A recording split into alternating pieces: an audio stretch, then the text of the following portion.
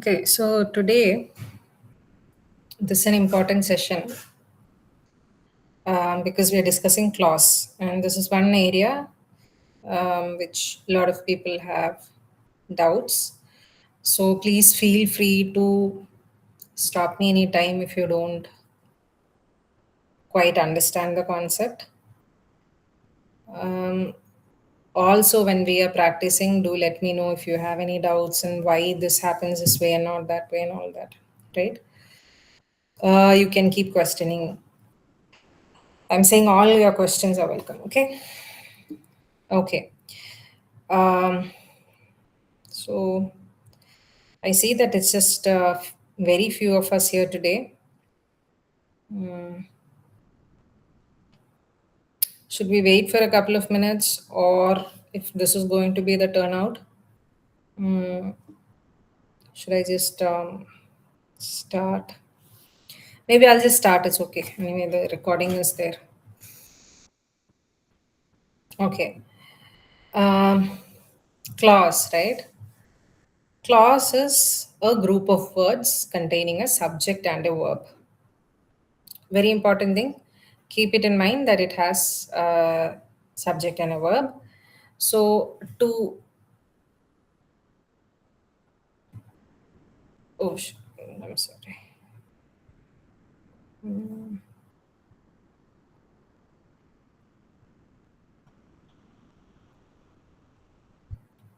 Okay. I hope you can see, right? Yes, ma'am. Yes, ma'am. Okay. I'm changing the slides. Can you see that too? Okay. Yes, ma'am. Yes, Okay. ma'am. Fine. Okay. So clauses means it has got a subject and a verb, right? During my college days, when my professor used to talk about clauses and phrase and sentence, I've always had certain doubts in my mind with regard to phrase and sentence and clause because, and I understand that it is because these are not watertight compartments in the sense that there is overlap between phrases and clauses, sentences and clauses.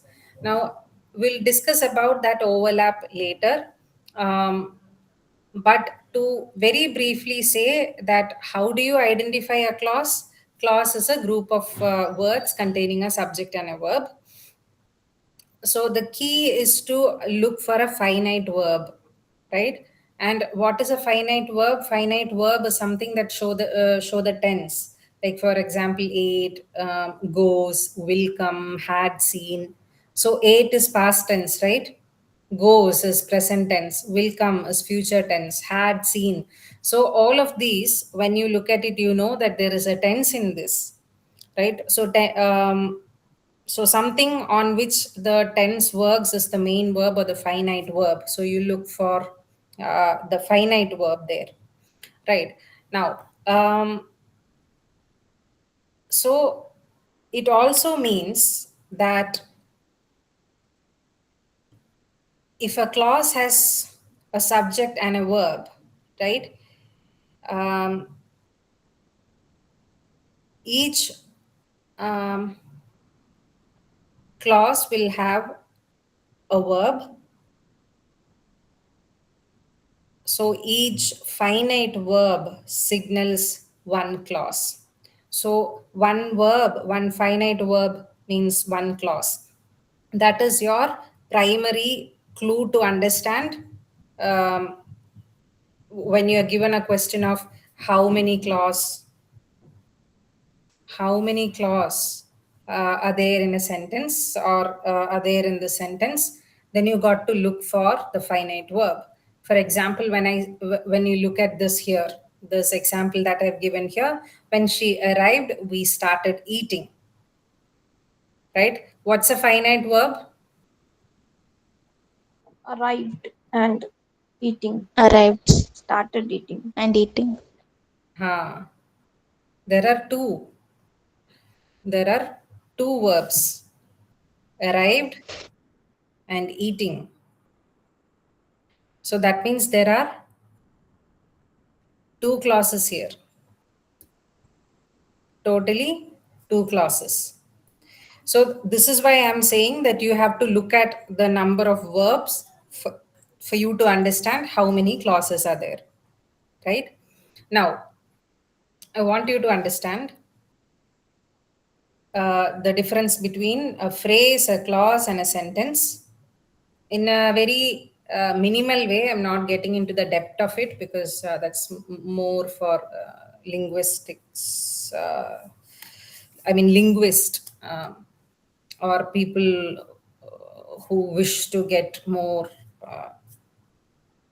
depth in the subject. A phrase is a phrase is a group of words um, that does not contain both a subject and a verb. Like, for instance, let's say on the table, right? It's a prepositional phrase, on the table. If you don't know why it is a prepositional phrase, it's okay, it's all right, not a problem. But on the table is group of word. It does not have a subject. It does not have a verb. But there are also verb phrases, right? Like, for example, let's say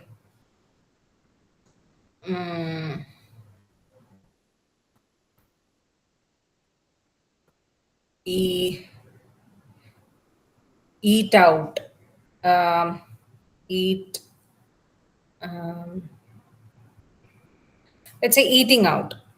Okay, um, that is also a verb phrase. Now, um, keep that in mind. What you need to understand how a phrase differs from a sentence is that a phrase can never be a complete sentence.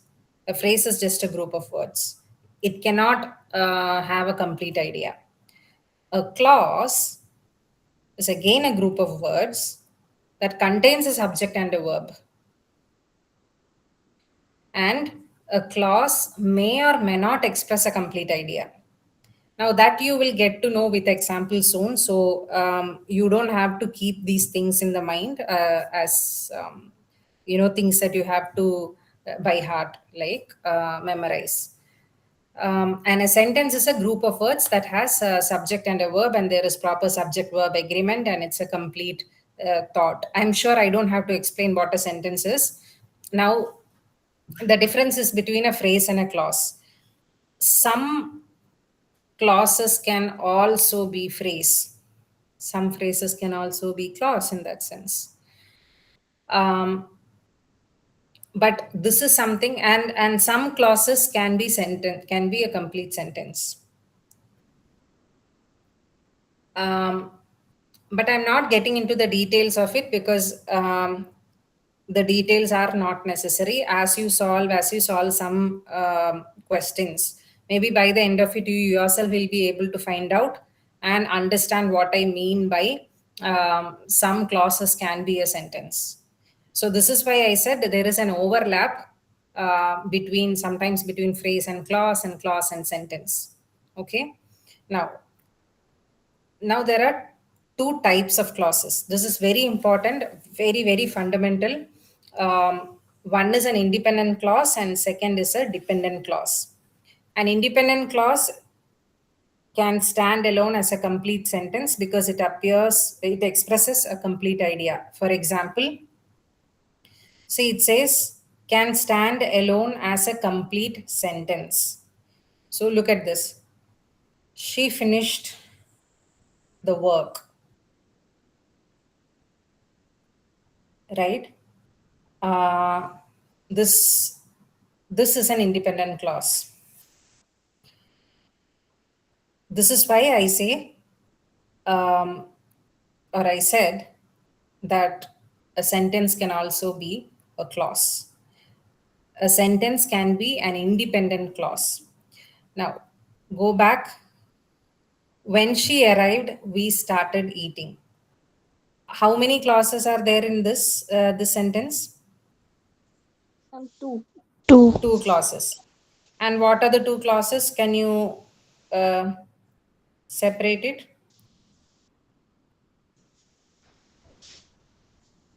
One. She arrived and started So eating. how you look? Okay, so how you look at it is when she arrived and we started eating.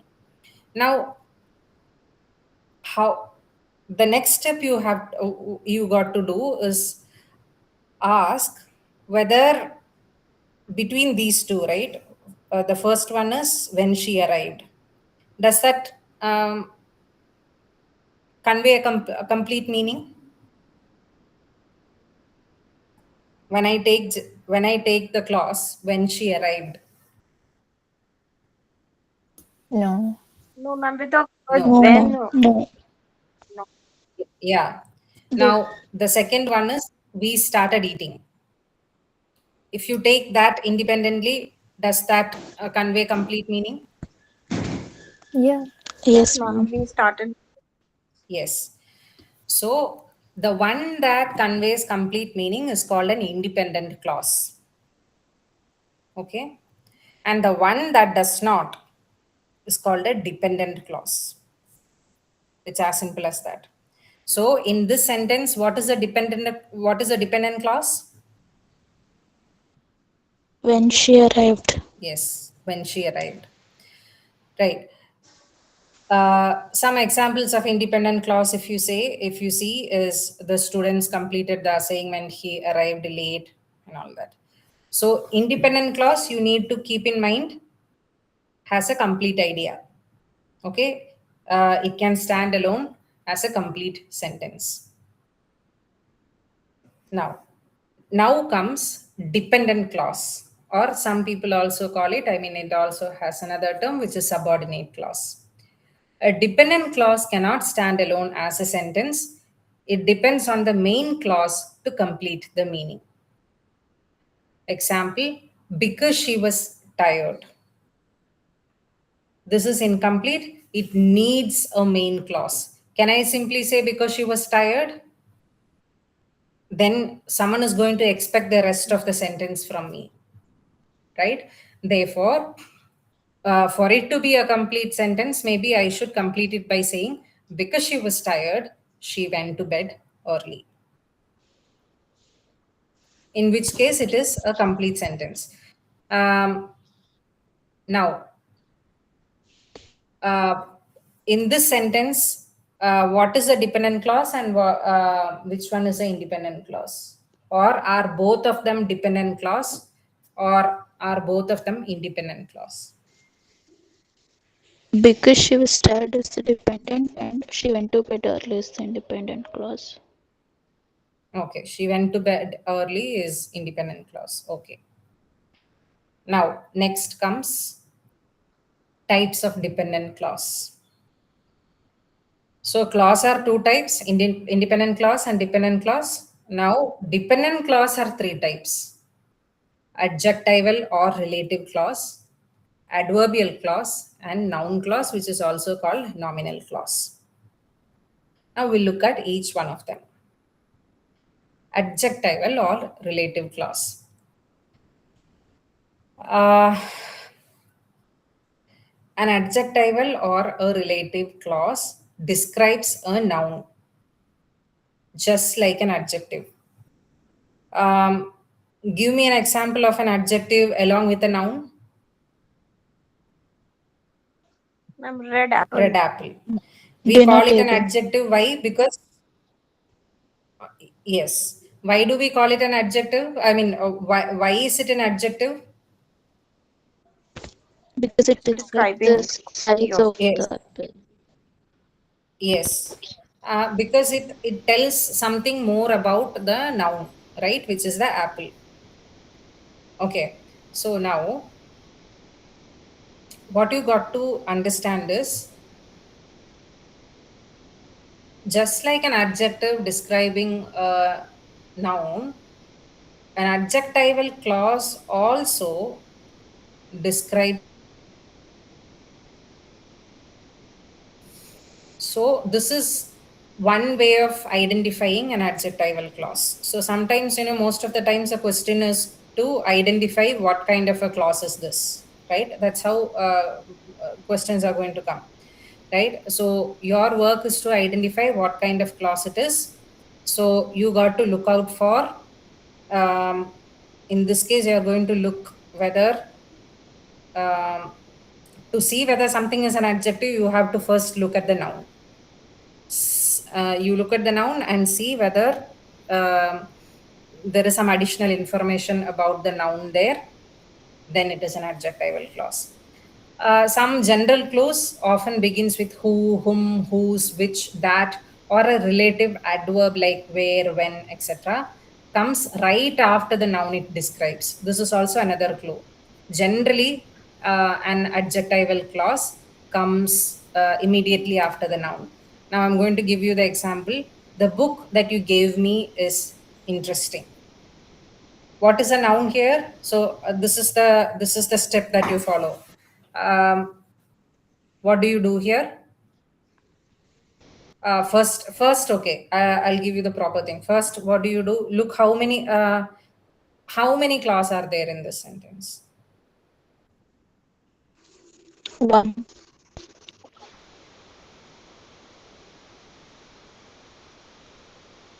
One clause, I'm two. two Just clause. one. Two. One class. Uh, Oh. okay. One clause as in the entire sentence is a clause, is what you're saying? Yes, ma'am. Okay. For the person who felt there are two clause, uh, where do you think are the two clause? Ma'am, the book is interesting can be one clause, and Uh, the book that you gave me yes. another. That is, yeah. Okay, there are two clause. That is, the main clause is the book is interesting. And what you hear that you gave me, right, is a extra information about the book, right? This is the adjectival clause that you gave me. Did Ma'am, you then get what this part? about the book is interesting? What type of clause would that be? That is called the main clause. That's the independent clause.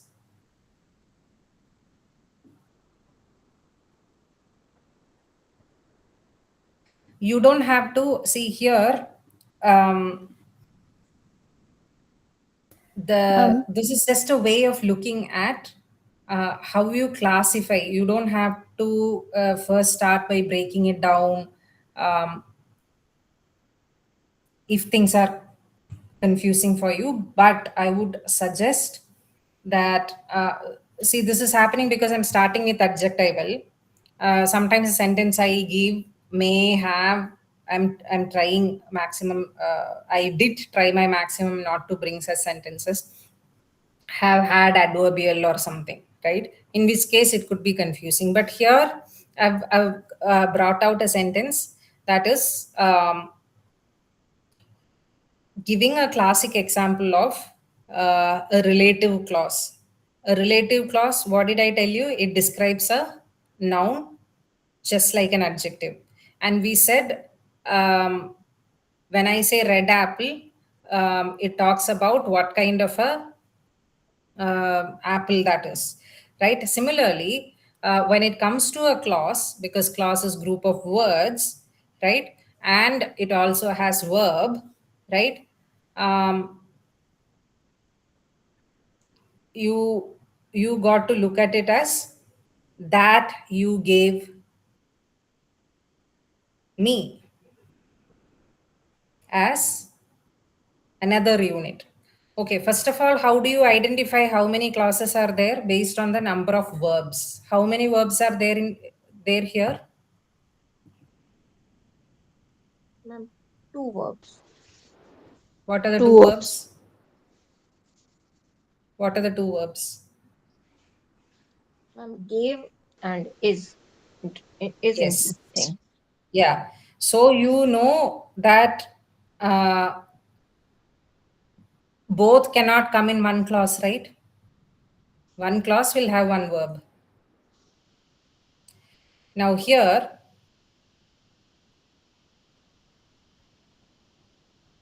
the way to divide this is the book is interesting, right? That is the fundamental sentence.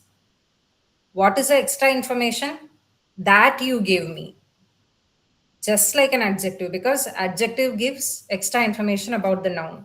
So this is the adjectival clause, because through that you gave me, it is giving extra information about the book. Did I make that clear? Yes, ma'am. Okay. Yes, ma'am. If it doesn't also, it's okay. As we practice, it's going to be fine. Adverbial clause, okay? It modifies a verb, an adjective, or another adverb by giving extra information. Usually it talks about time and reason, question with when, why, if, although, so that, how. When these words come, right, common starters are because, when, although, if, since, while, before, after, so that, until. All these comes as a part of adverbial clause. Mostly you can look at it, it modifies a verb. Mostly I'm talking about, um, 80-85% of it, of the adverbial clause examples that you get is going to be the one that is modifying a verb. Very few is going to be modifying an adjective, and again there are very very few ones that may modify another adverb.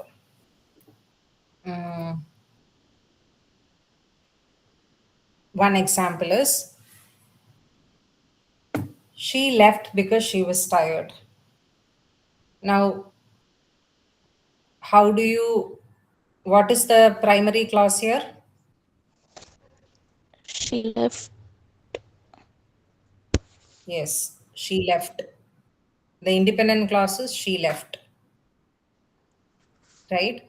And the dependent clause is because Be- she was tired.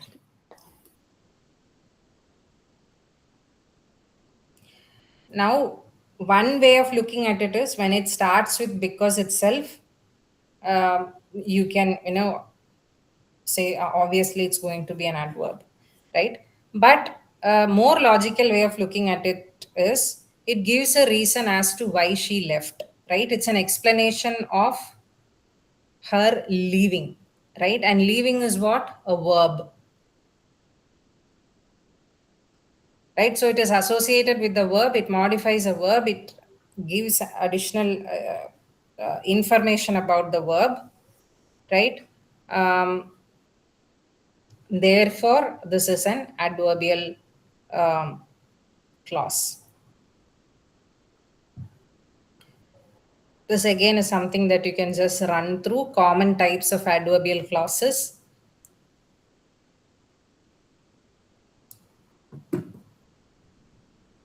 For time, these are the common keywords: when, while, before, after. For reason, there's going to be because and since. As, for condition, if, unless. For purpose, so that, in order, that. For contrast, there's going to be although, though. For place, there's going to be where, wherever, right? Now comes noun clause. Okay, a clause that acts like a noun. It can be a subject, object, or a complement. Noun clause is a clause that acts like a noun. Now, if you I'll start with an example. For example, you see, I know that she's honest. Now, here what are we saying? That a clause that acts like a noun, which means it can be the subject, object, or complement, right? The first is an example of an object. So you look at this. I know that she is honest. So here you question no with, okay, question no with what? Then this entire phrase is going, entire clause is going to be an answer for what the person knows, right? That she is honest.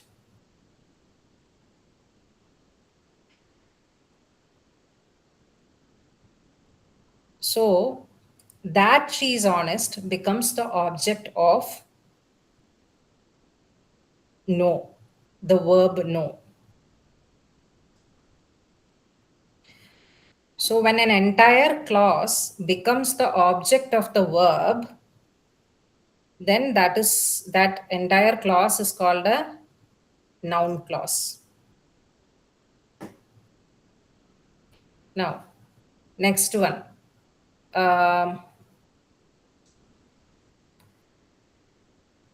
Let's look at it. What you say matters. How do you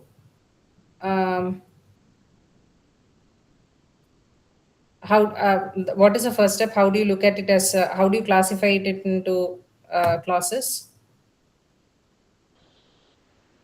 What's a main clause? Ma'am, it matters. Yes. The main clause is it matters, and the it here, it works as pleonastics, what we call, but those details are not needed. What you need to understand is that it is replaced by what you say, which functions as a subject. Again, you are asking what matters. So what you say matters.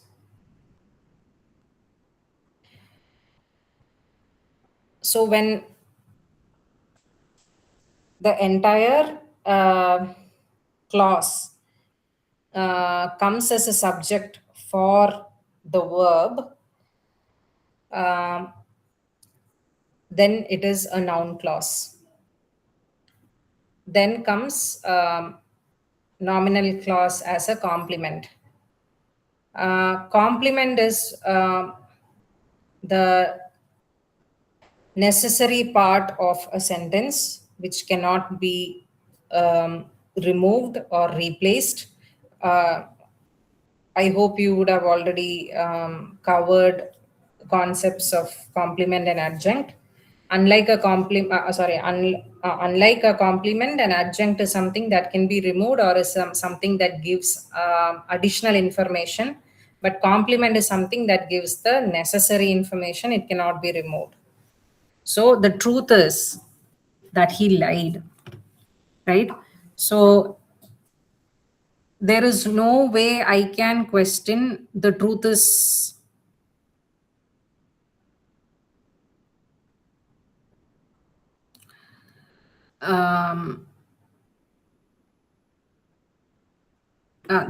there is, of course, I can question the truth is what,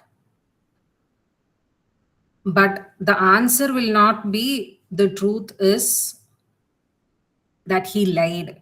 That won't be the answer to what is the truth, that or the truth is what.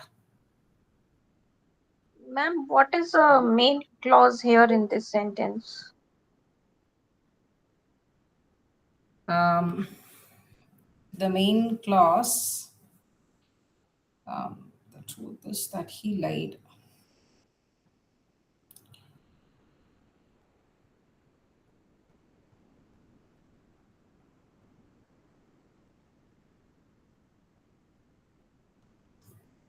The truth is he lied. And because it starts with Uh,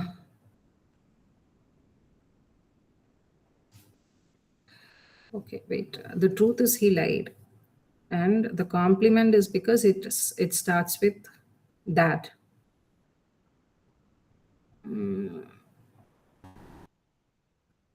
And it is a necessary part of the sentence.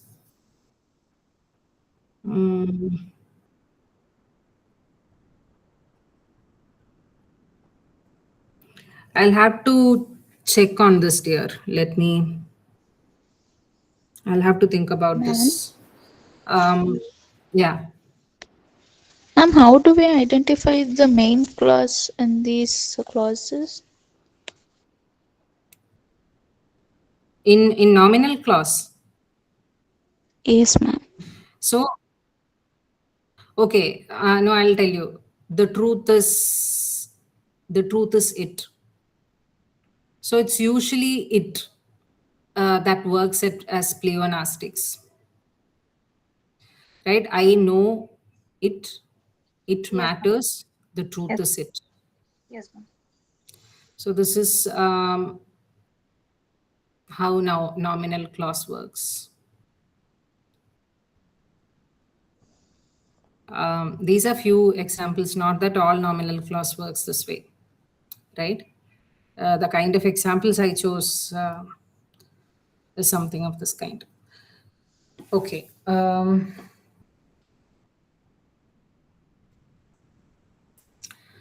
Yeah, understanding the clauses function. Like I said, first identify the type. Ask what does the clause do in the sentence? Does it describe a noun? If it is describing a noun, how is it going to be? Adjectival. Does it tell when, why, how something happens? Then it is mostly adverbial. Does it act as a thing or a noun? Then it is nominal. Example, I'll give you some examples with their function. The girl who won the race is my friend. Because I've already given its adjectival. What is adjectival clause here? Who won the race? Who won the race? Yes. And what's the main clause? The The girl is girl my is my friend. friend. Okay.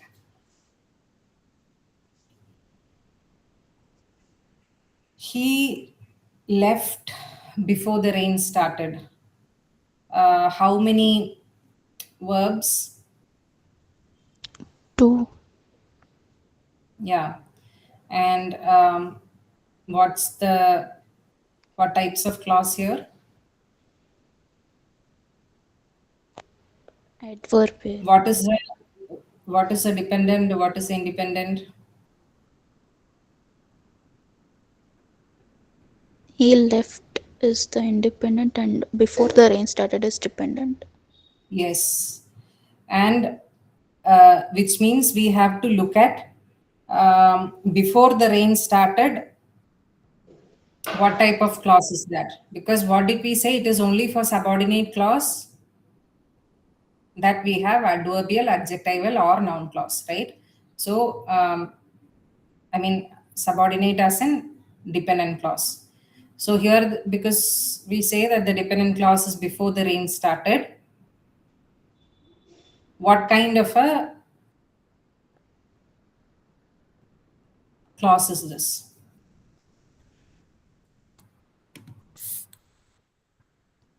Before the Adverbial. rain started. Yeah, adverbial because it tells it when it started. Ma'am, it tells when did he leave. Like he's telling the It's adverb about the about the left. no, but we are looking um, definitely the main verb and the helping verb is definitely connected. But within the clause also, if you see, right, before the rain started,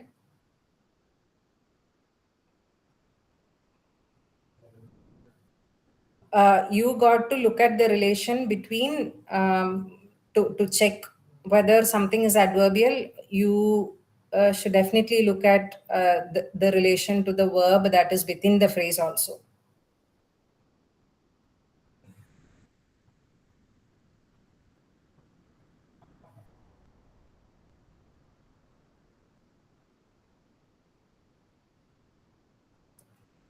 This is about adverbial.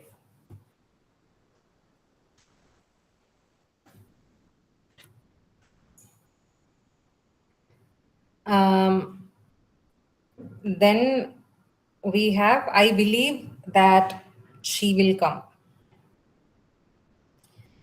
Right now, again, you have to ask yourself these questions. How many clause? Two clauses. Two clauses. Two clauses. Yeah, two clauses. And what are the two clauses? I believe That it she will come and I believe. and that she will come. I believe and that she will come. Yes. How do you arrive at the conclusion that it is nominal? The main clause maybe I believe her.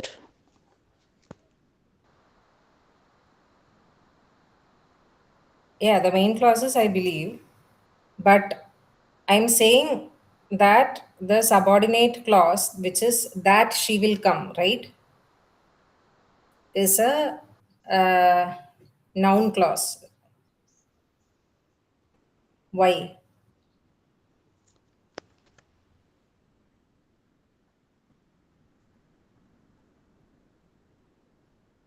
Ma'am, because here it's like a complement of the sentence here. It's not complement, it's a object. But yes, I understand what you're saying. You have to see if it has to be complement, there should be something like like I said in the previous example, the truth is, right? um, in which case there is no separation after truth, but here there is a complete. I can question, I cannot ask the truth is what. I mean, I can ask, but then the answer to that is definitely not the answer. Like, what is it? Look at this here. Now, if I question, this is the question here, right? The truth is that he lied. If I ask the truth is what? The answer is that he lied. Is that the answer? No, ma'am. Huh. But you look at this example. Um, yeah, I believe that she will come.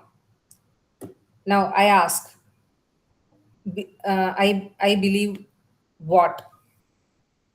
Do I have a She will proper come. answer? Yes, that she will come. Yeah. So then it is a nominal clause because that she will come acts as an object to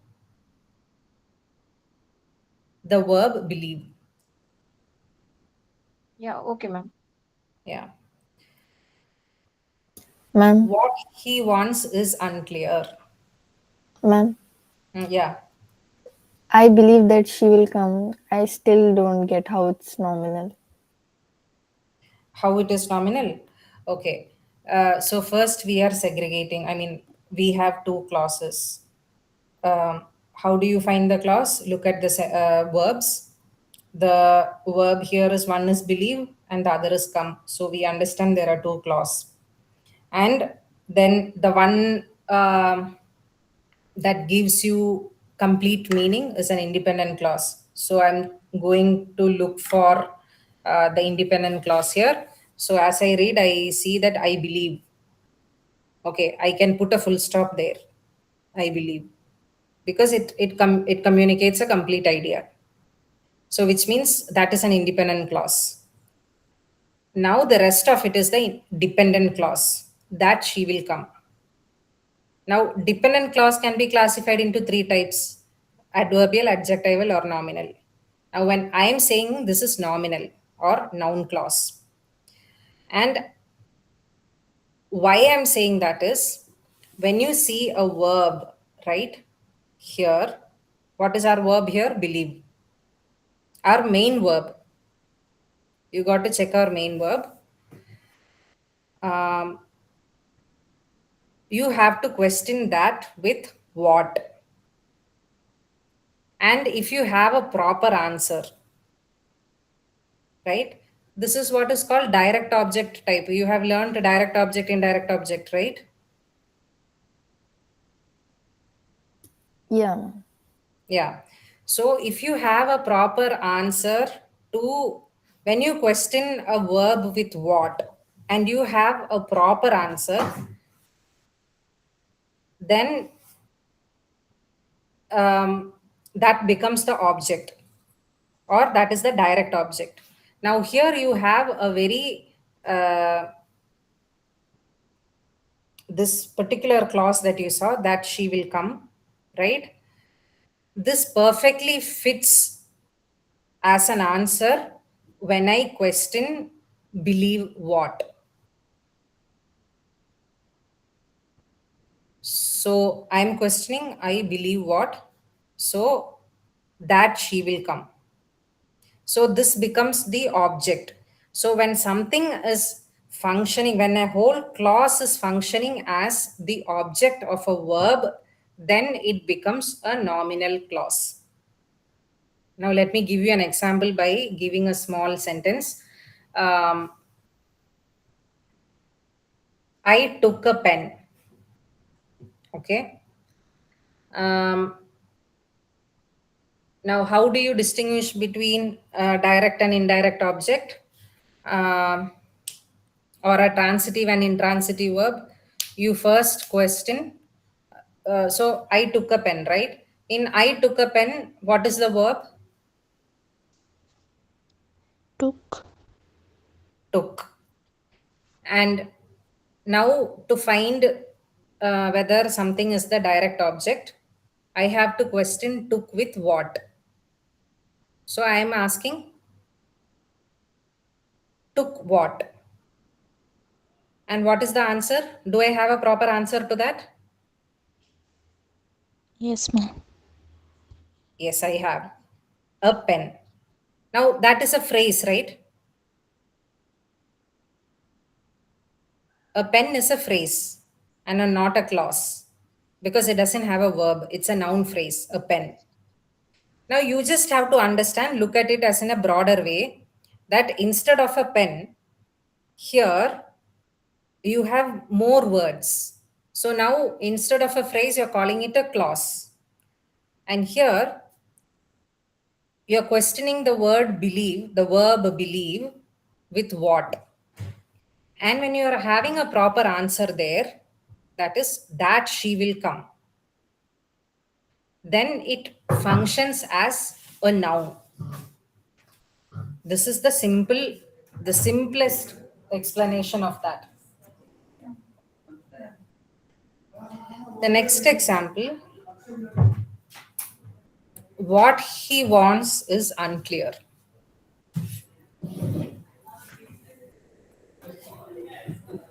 What is it?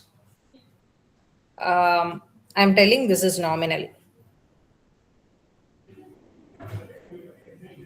How is it nominal? And because what Because he what he wants wants is a subject.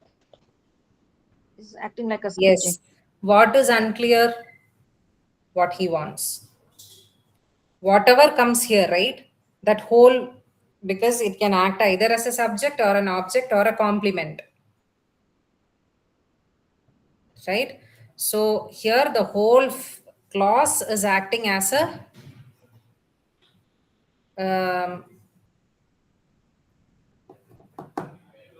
noun clause.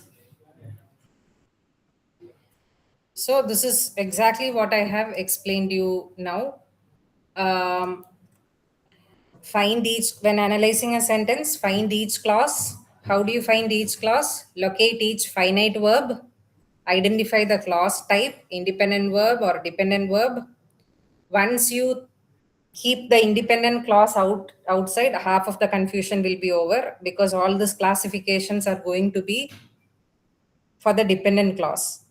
Now, in the dependent clause, for when you see that something is describing a noun, then it is adjectival, and something is giving time and reason, and then there are other things also that we looked at. It is mostly adverbial, and if it acts as a noun, then it is nominal.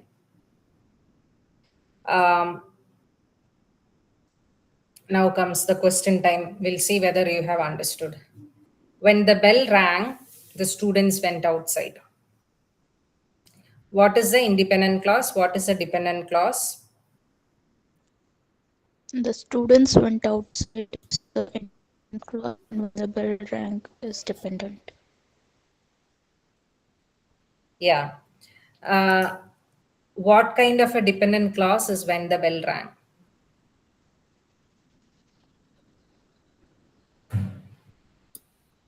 Adverbial. How did you find it out? It describes the time when. Yeah. It talks about, you have to look at the verbs, right? When the bell rang, so look at the verbs here.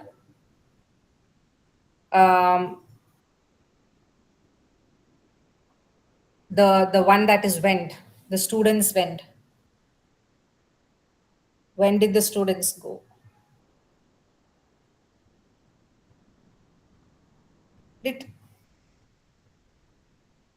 Am I making myself clear?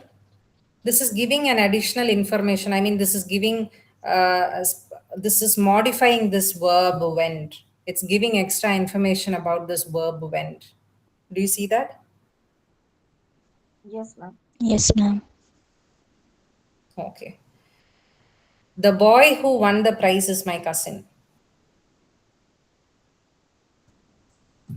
Now, how many clause? 2. What are the clause? Who won the The boy. prize? The boy is my cousin. And who won the prize? Yeah. Yeah. One clause is the boy is my cousin, the other is who won the prize.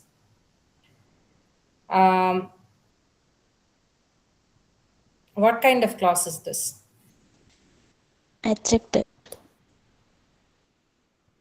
Why is an adjectival clause?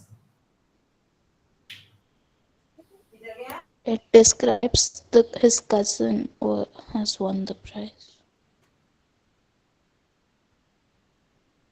No, it's not the cousin. It describes the boy. You're giving extra information about the boy. And the boy is the noun here.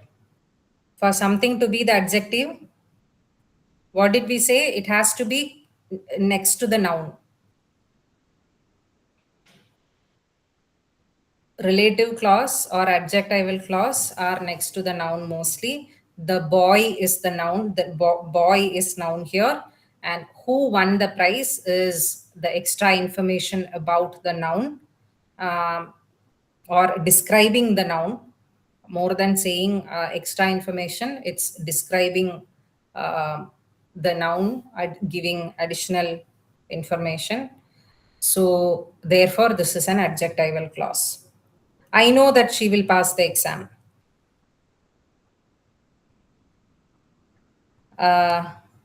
Two types of clauses. What are the two clauses here? I know. I know, And, and she will pass the exam. Yeah, one is I know, and the other is that she will pass the exam.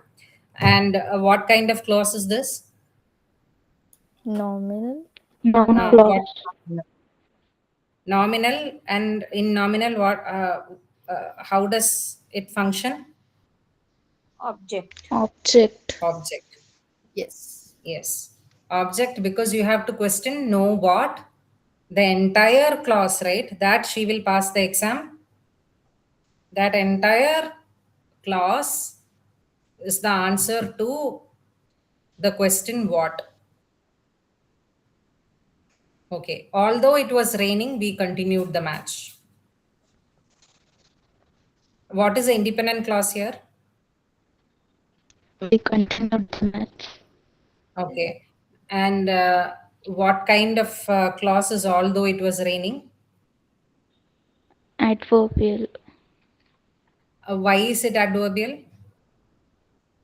because although is a contrasting verb. Yes, contrasting. And second part is the precise answer is yes, it is contrasting. Ma'am, contrasting part I didn't get. See, contrasting is what are you expected when it is raining, right? Uh, you are expected to naturally stop the match and go back home, right? But when you're not doing that, you express that contrast through the word although. And this is a contrast adverb, although. Okay, ma'am. Okay. What he said made everyone laugh.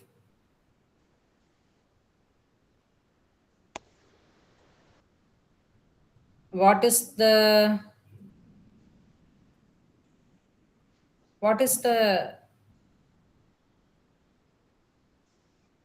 dependent clause here? Or how many clauses What are there? is two Yeah, clause? what he said. What he said, Ma'am, this becomes a subject, like what he said. yes, it becomes a subject.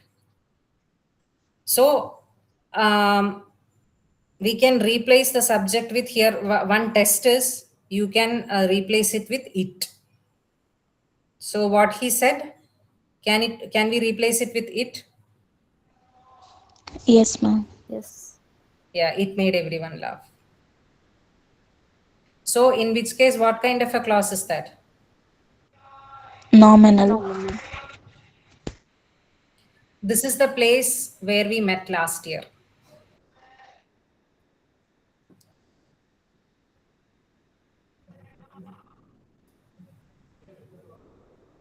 Mm, how okay, now I'm not going to ask you which is a subordinate clause. Where we met last. Where we Where met we met last year. last year.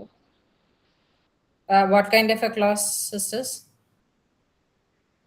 Adjectival. Adjectival. Why? It modifies the Describing place. where. Modifies the place. Also, this is the place where we met last year.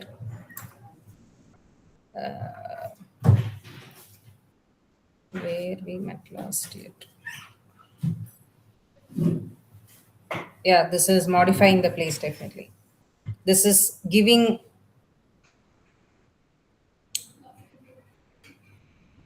um,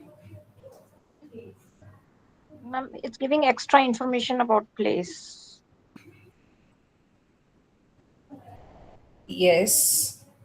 But if that is the case, then it should be adjectival, right?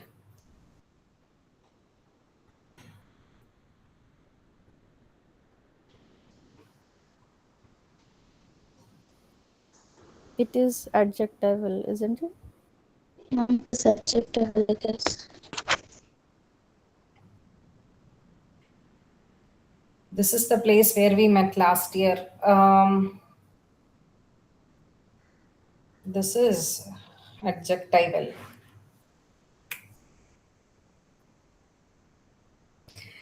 See, when you this is the man who shot his neighbor, right? In a sentence like that. Um, Ma'am, can you What repeat the extra sentence? information is? This is the man who shot his neighbor. Okay, ma'am. Right? This is the man who shot his neighbor is exactly like the sixth sentence, because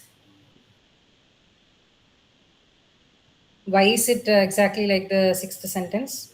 Because it gives extra information about the man who shot his neighbor.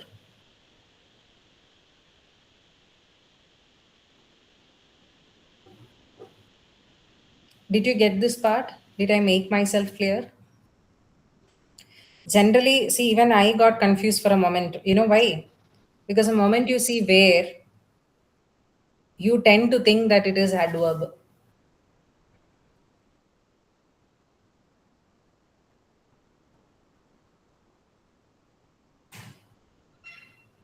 But on careful reading, what is the basic fundamental or the basic definition of an adverbial clause, adjectival clauses? It gives extra information, right? And here, this is the place where we met last year. It's giving extra information about that place. It's making it specific where and what about that place. Similarly, this is the man who shot his neighbor and maybe came out of jail or whatever. This is the man is definitely a part, but who shot his neighbor? Again, you are talking more about that man. So giving more information about the man who is the noun, right? Okay. She left because she was upset. What is because she was upset? Adverbial clause. Why? Because it gives the reason why she left. Yeah, it has something to do with it gives us more information about leaving. The man who called yesterday is waiting outside. Tell me what is the what's the main clause and what's the dependent clause? Main clause is the man is waiting outside, and who called yesterday. And what is who called yesterday? Adjectival. Yes, because it gives more information about the About the man. yeah.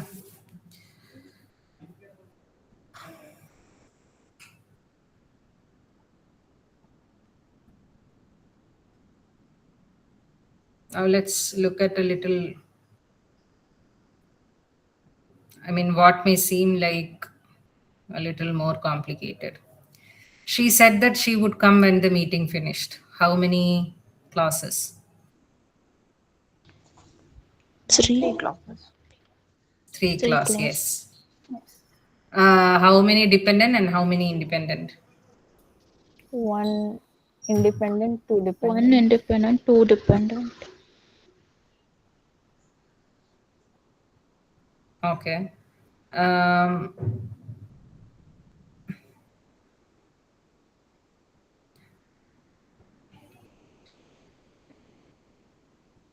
One, okay, that she would come is one dependent, okay. And when the meeting finished, okay, yeah. And She said what is kind of clause is independent. that? What she said is independent, yes. And what kind of clause is this? That she would Adverbial. come. Mm.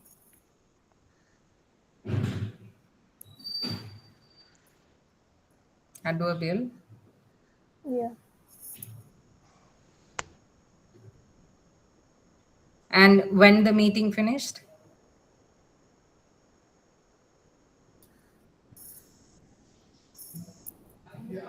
Adverbial. Ma'am, that's also adverbial. Adverb Both clause. both are adverbial. Ma'am, when the meeting finished is describing at what time that she would come, right? So would it be adjectival?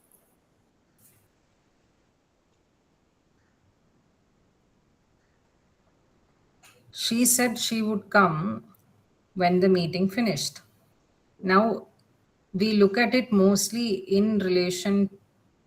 So, if something has an adverb, I want you to think that it's only an adverb that can modify a noun, adjective, or another adverb. So, when the meeting finished.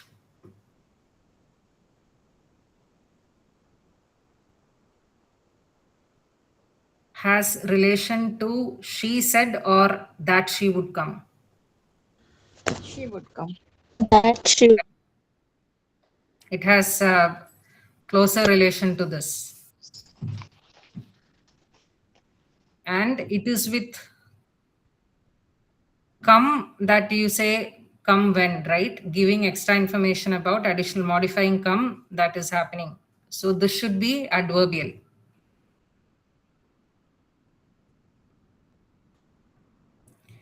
And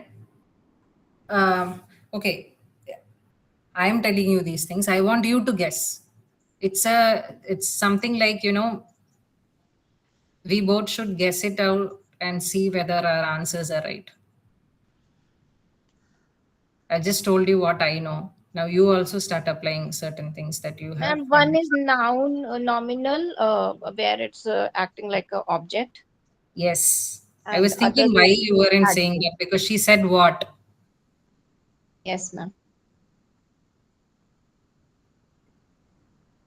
Okay. Um, that she would come as a noun, and I believe the other one is adverbial. Now let's see. And any other thoughts? Any of you feel it's something else?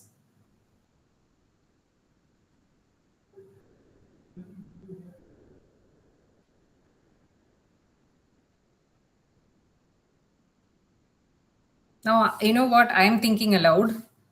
Because if this whole thing is noun clause, right? That she would come, then will this be adjectival clause when the meeting finished?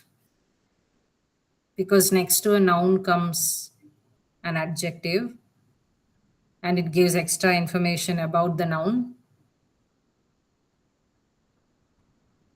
Do you get my thought line? yes, ma'am. What do you think about it?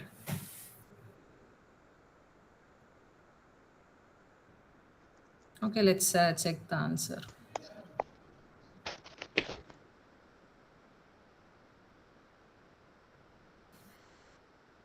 She said independent clause, that she would come as a noun clause. When the meeting finished is an adverbial clause, because what matters is, even in a noun clause, look at the verb. And what does the phrase next to the verb do? Give more information about the verb in clause 2, which is more information about uh, when she'll come. Therefore, it is an adverb. Am I clear? Yes, ma'am. Okay. Now, this one is for you to work out.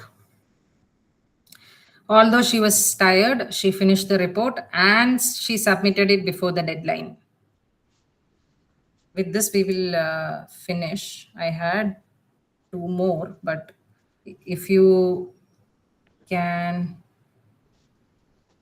get this thing done,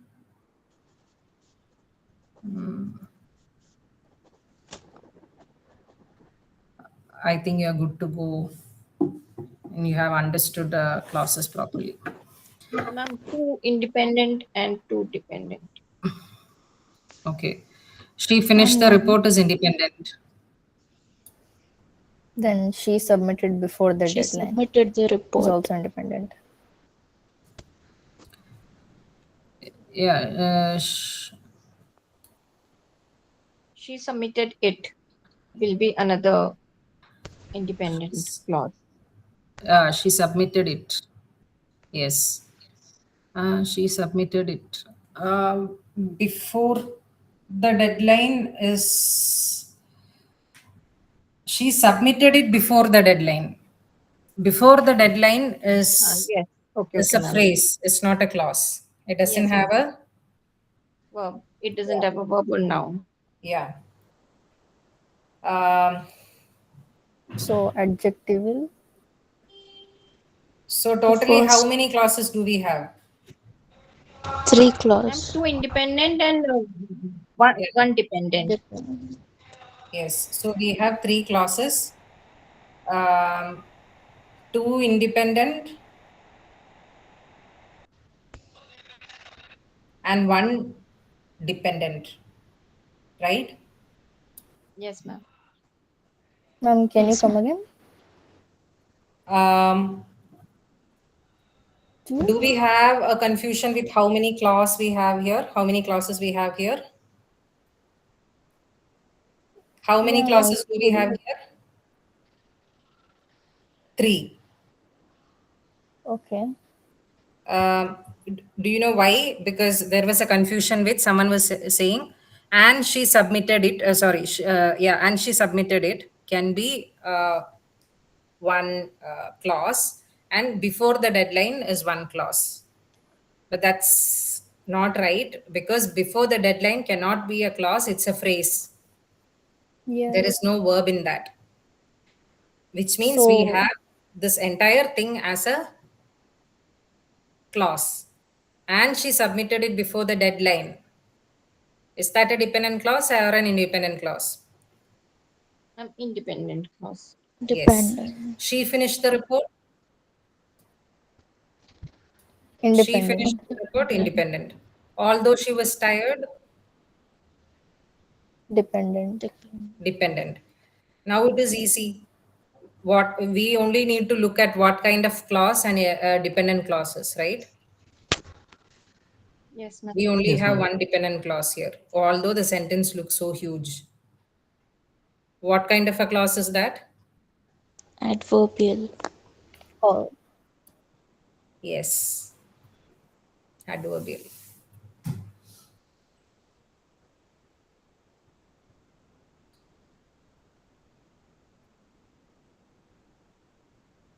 Do you want to try one more? I mean, people who have to join other sessions or, or something else important can leave because I'm not going to take anything new. I'm just giving 1 or 2 more sentences as practice. That's all. Um, it was said that a new teacher who once tried it near, I tried it, very nearly lost his life.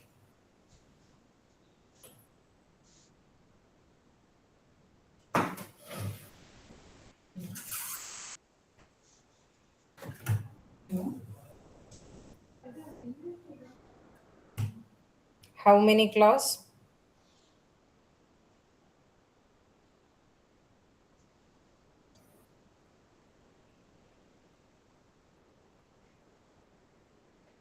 one. 5.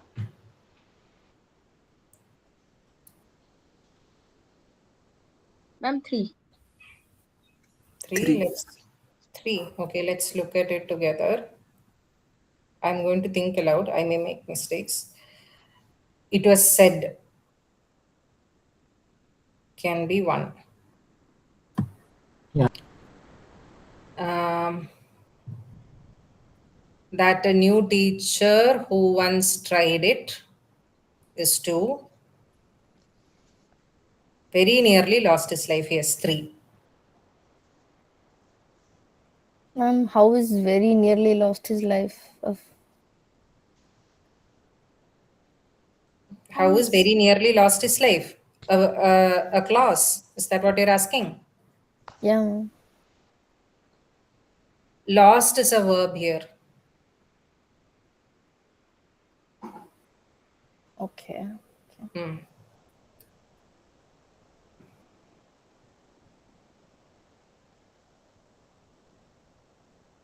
So, ma'am, a new teacher lost his life. We can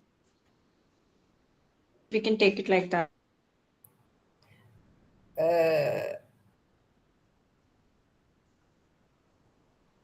No. Ma'am, No, okay, fine.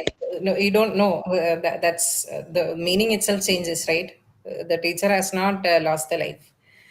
Um, what? So we understood there are three, right? Then what is dependent and what is independent? Let's first check that so that we don't confuse.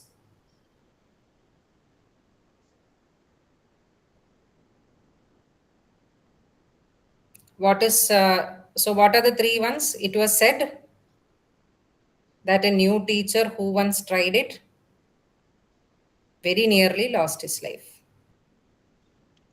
ma'am, how was that a new teacher who once tried it class? Tried is a verb, no? Okay, ma'am.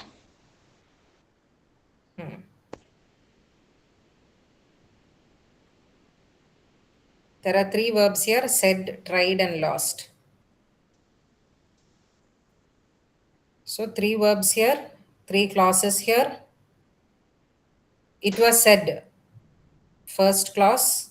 Is that a dependent or an independent clause? Ma'am, independent. Independent. Independent. Now, next clause is that a new teacher who once tried it. Dependent.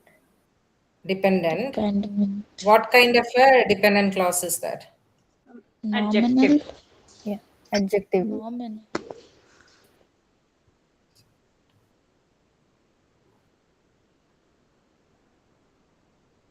It was said. It was said what? It was said that a new teacher who once tried it.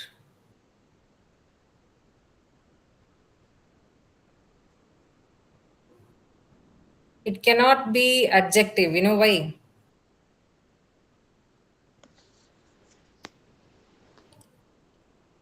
Can somebody tell why it cannot be an adjective? Because it doesn't Ma'am, I can tell you describe why it's the an adjective. teacher. Like why I think it's an adjective.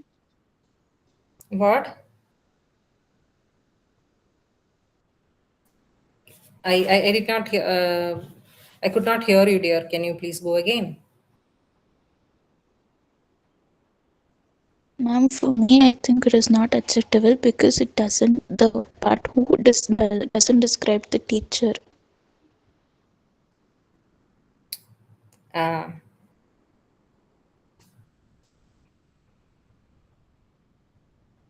mm, no, here we are looking at. Okay. It was said is one that a new teacher.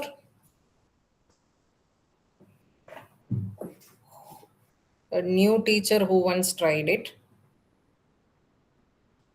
It's definite. Okay. Someone who felt it is adjective.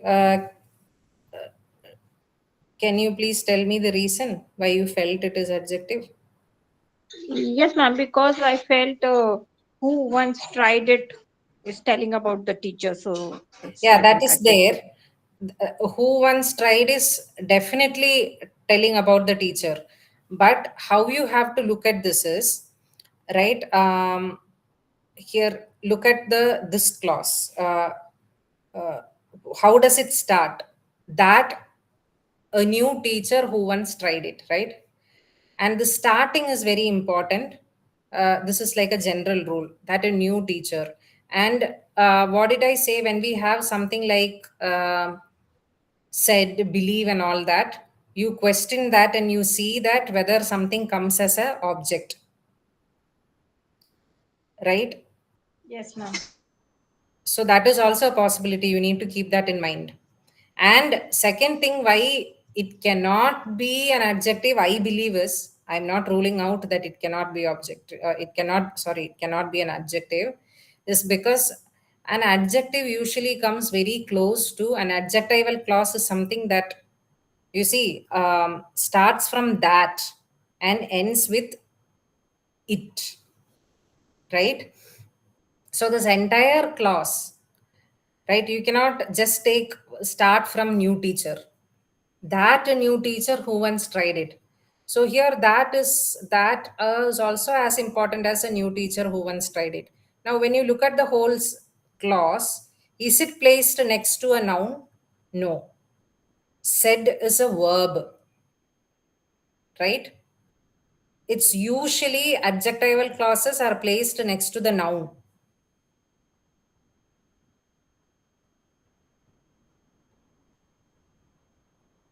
So I see that this this is a, my hunch says it is a noun clause. And then let's see who once tried it, nearly lost his life. Very nearly lost his life. What could this be? Dependent clause. What? Dependent clause, definitely. What kind of a dependent clause? Adverbial. Why do you say that?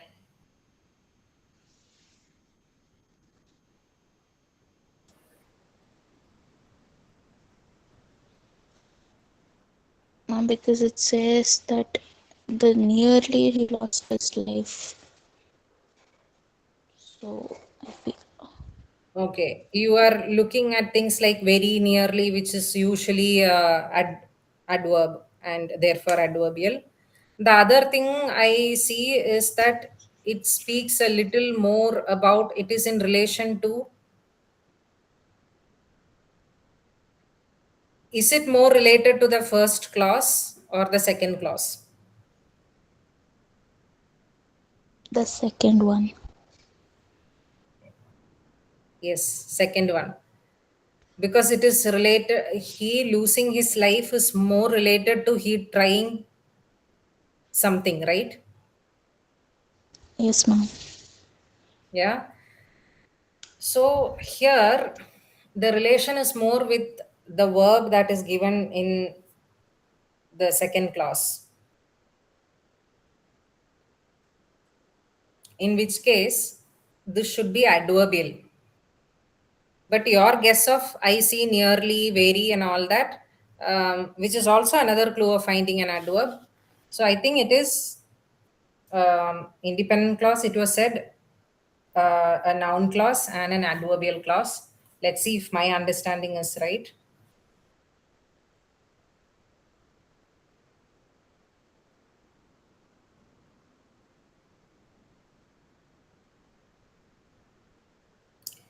Oh, we got this wrong. Okay. I'll tell you what. Where is it?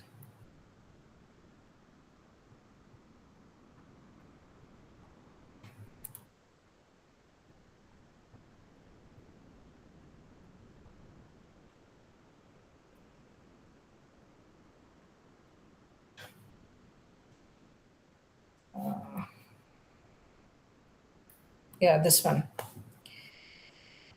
See, the whole thing, we were right with that a new teacher. It was said what? Right? This entire thing is a noun clause. What was said? That a new teacher. That No, that a new teacher who once tried it very nearly lost his life.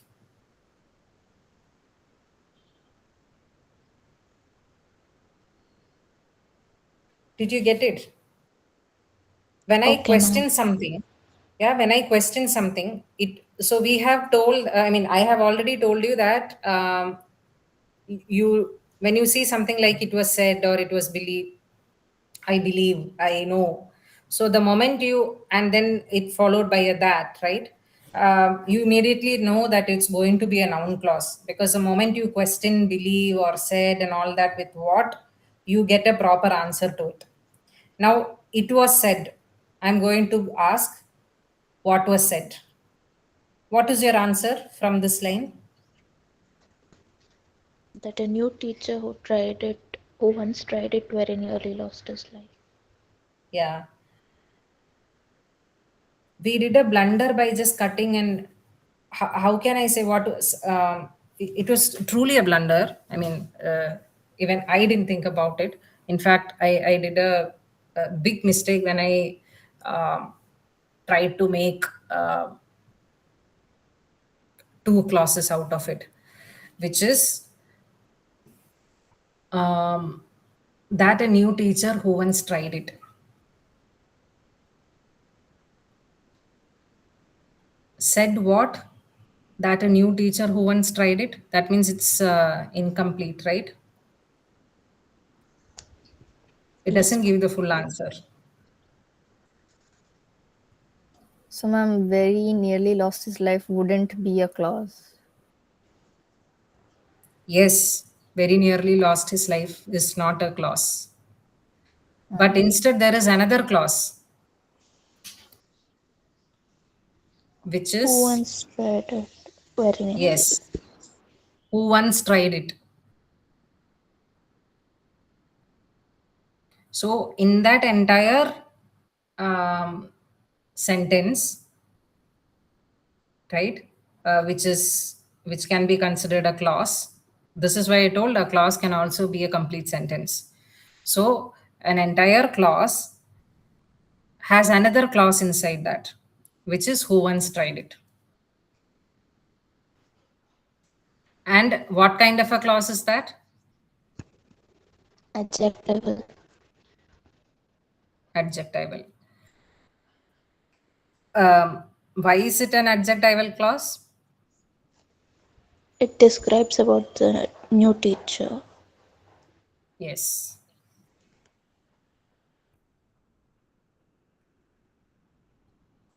Okay.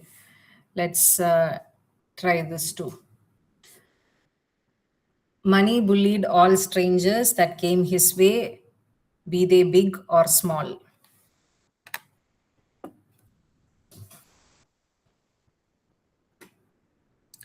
How many clauses?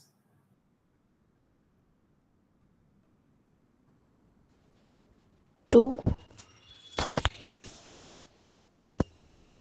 Okay. What are they? Bullied all strangers and that came his way, be they big or small. Okay. Money bullied all strangers is independent clause. So you don't Yes. have to look at that, right? Now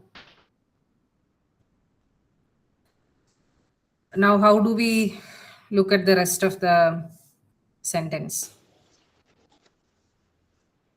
That came his way. What kind of a um, clause is that? Nominal.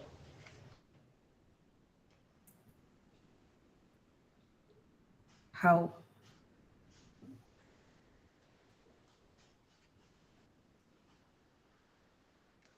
Because there is a that doesn't mean it can be nominal.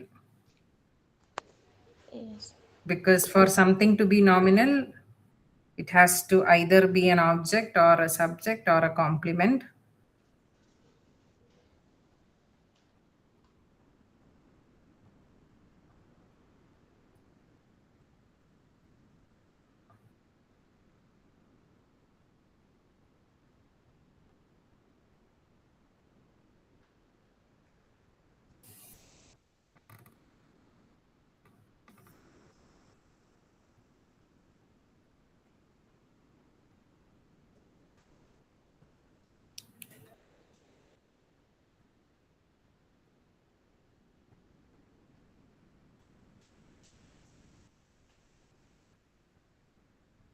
You think about it and tell me.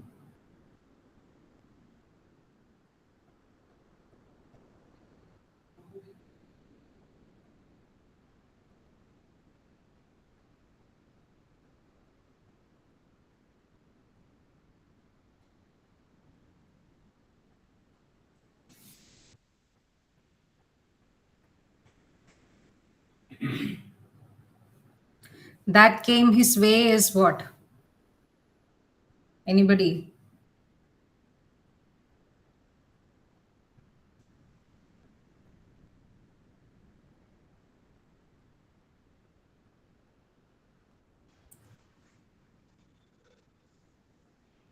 What does it modify? That came his way. That came his way is talking about what? The strangers. And what are strangers? Noun. Meaning noun, right? So Yes, ma'am. so from our definition of adjectives, right? Usually it tells more about a stranger, or it describes a stranger, right? I mean, by stranger, I mean the noun there, right? Yes, ma'am. Don't you feel it is an adjective because it is talking about the stranger?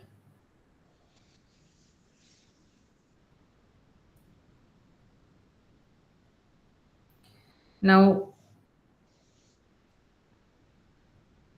what is the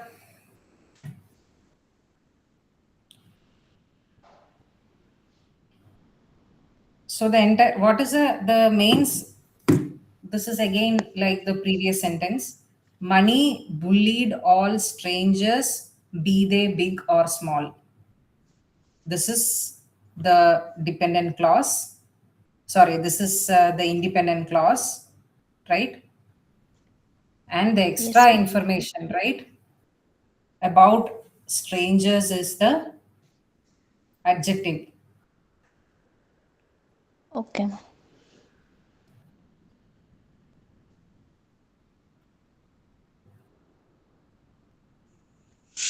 Now, this be they big or small is a very literary writing. It's taken from a novel. So instead, if you say whether they were big or small, right? If I replace be they big or small with whether they were big or small, what kind of a phrase, sorry, clause will whether, because there is a verb there, whether they were. So were is a verb because it has tense there. What kind of a clause will that be?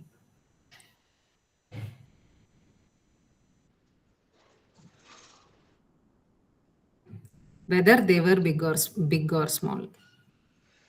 Money bullied all strangers that came his way, whether they were big or small.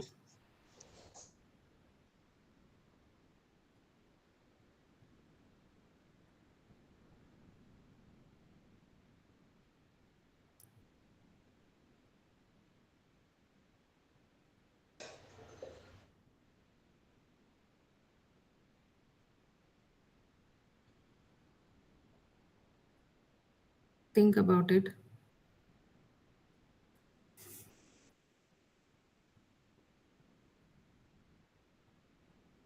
What is uh,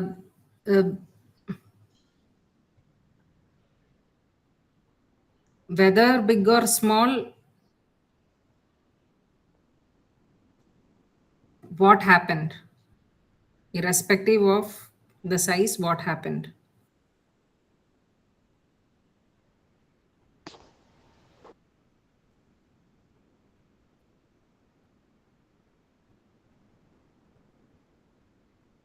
What's the word? I'm looking for a word. Irrespective of the size, what happened?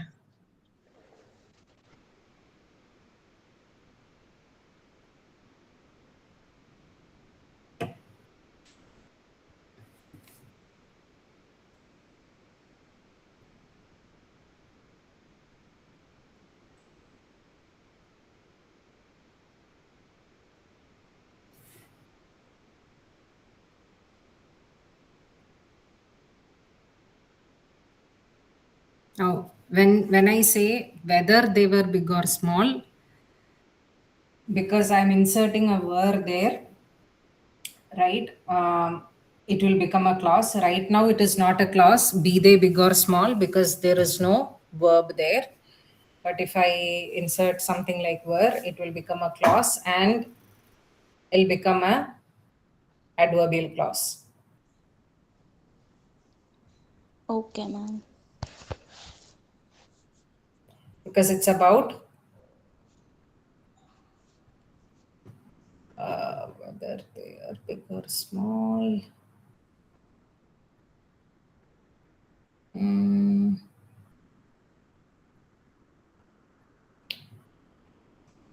It it modifies another adjective. Yes, adverbial clause.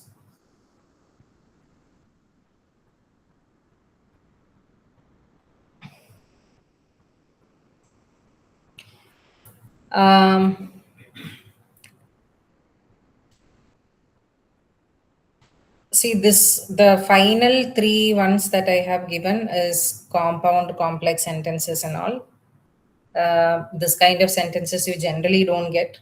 We give smaller sentences. But if you think you want to understand structural nuances and all that,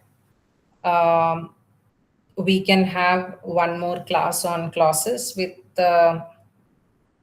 more sentences, more complex sentences. Or if you have doubts about these, right, please use AI also to work out on a few complex compound sentences. And do come for our live sessions. Tomorrow's live session. You can directly ask Professor Rajesh and get things clarified.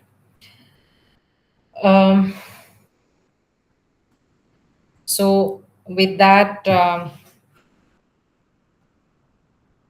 let's end the session today. I have exceeded and stop sharing. I've exceeded time by half an hour, and I knew this would happen, and I wanted also this thing to happen because wanted to work on this in a little bit, what I call depth, because this is one place where a lot of people have confusions.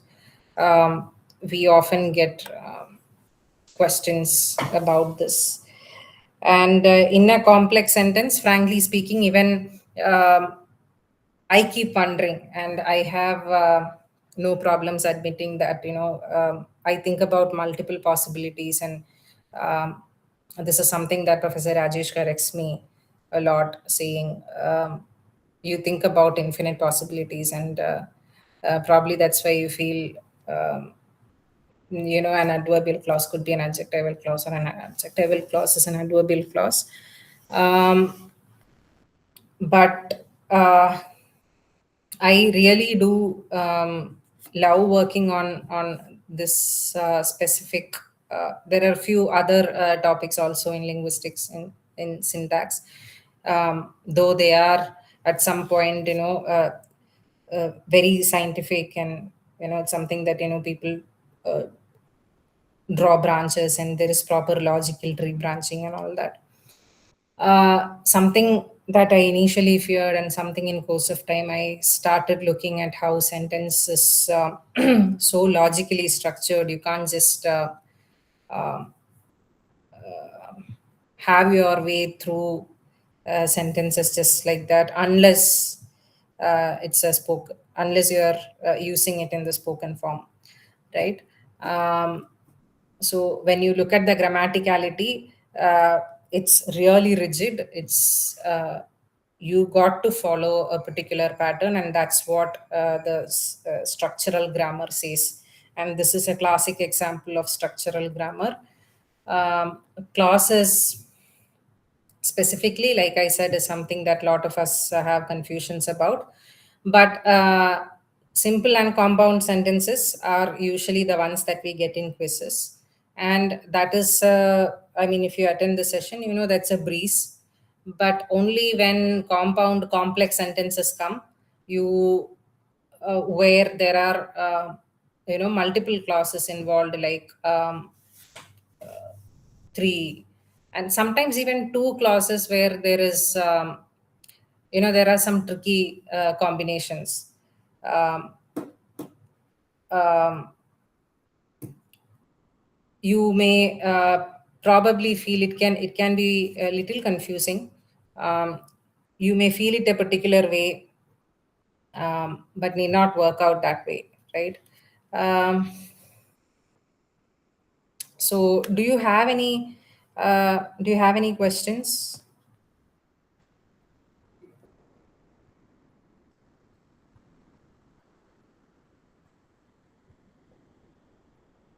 If it is for the purpose of quiz and other things, I've covered what is necessary,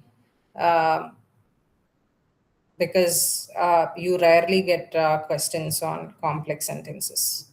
I mean, compound complex sentences. You generally ask questions on, clause questions on simple compound sentences. So if you have any questions, do let us know. Write in the forum. Have a great evening. I'll see you next Wednesday. Thank you all.